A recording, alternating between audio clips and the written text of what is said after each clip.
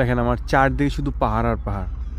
এই পাহাড়ের 5-8 কিলোর আশেপাশে কোনো ঘর বাড়ি নেই, পুরোটাই পাহাড়। যতদূর দেখতেছেন পুরোটাই পাহাড়।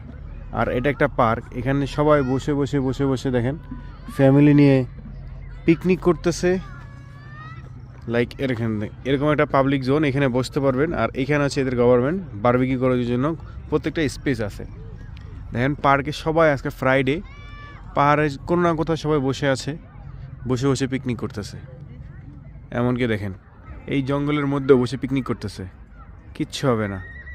আর বাংলাদেশ হলে সন্ধ্যা নামলেই ডাকাতের ভয়, চুরির ভয়।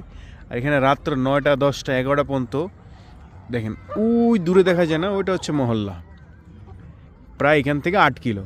তো 8 কিলো রাস্তার পর যদি কোনো এলাকা হয় আর আশেপাশে যদি এরকম জঙ্গল থাকে, আমাদের দেশে কি এরকম কোনোদিন অ্যালাউ হতো না।